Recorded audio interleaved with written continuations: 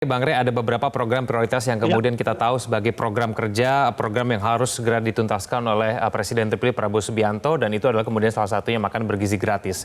Apakah kemudian memang makan bergizi gratis dan maupun investasi ke EKN ini menjadi hal-hal yang terlihat betul dengan penunjukan ini bahwa memang ini persoalan-persoalan yang akan segera dituntaskan begitu nanti ke depannya bagi Presiden terpilih Prabowo Subianto, Bang Rey? kalau makan gratis sih ya, tapi kalau IKN menurut saya belum tentu. Karena sejauh ini sih saya tidak terlalu melihat ada pandangan yang cukup kuat bahwa Pak Prabowo itu memiliki prioritas terhadap IKN gitu. Kalau kalau makan gratis sih ya gitu. Nah, oleh karena itu kalau disebut penunjukan ini dalam konteks misalnya mengamankan agar program makan gratis itu, ya gitu. Tapi kalau soal IKN saya kira belum tentu. Saya tidak melihat gelagat yang cukup kuat dari Pak Prabowo untuk melanjutkan apa yang sudah dirintis oleh Pak Jokowi terkait dengan IKN. Karena sulit membagi keuangan kita dalam kondisi yang kayak begini antara mendahulukan program IKN atau mendahulukan program makan siang gratis ini gitu. Nah itu yang pertama ya. Nah yang kedua adalah seperti yang saya sebutkan, saya ingin melihatnya dari aspek politik gitu. Karena yang strategis itu kan tidak hanya dua. Ya, strategis itu sebetulnya di kementerian ini setidaknya 5 atau 6. Menteri BUMN strategis banget tuh, gitu kan. Menteri apa namanya perdagangan strategis banget tuh, gitu kan.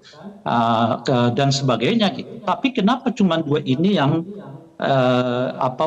tanda kutip ya dieksekusi oleh Gerindra? Pertama seperti yang saya sebutkan itu dua kementerian ini kayaknya dua kementerian yang sudah pasti nggak akan dilepas oleh Gerindra gitu. Tetapi saat yang bersamaan ketika masuk ke ke kementerian strategis lainnya itu butuh negosiasi ternyata dulu Pak Prabowo dengan partai-partai politik yang lain. Menteri Perdagangan kan sekarang misalnya masih Pak Zulkifli Hasan gitu ya. Ya. Menteri apa gitu, kecuali Menteri BUMN gitu.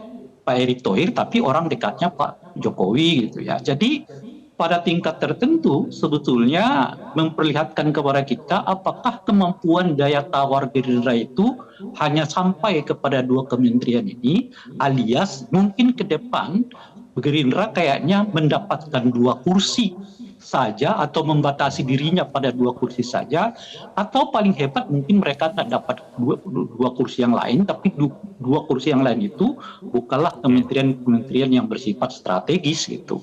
Nah ini yang kalau saya lihat dari aspek politiknya gitu. Sebab kalau berbicara soal kementerian strategis, ya kementerian yang diharapkan menjadi penopang bagi program-program Pak Prabowo itu nggak hanya Menteri Keuangan dong, nggak hanya Menteri Pertanian dong, ya. Menteri-menteri yang lain juga penting kan, Menteri soal misalnya kepala investasi macam-macam dan seterusnya itu juga penting banget gitu di tengah kita kemandekan investasi yang luar biasa khususnya yang masuk kepada IKN gitu.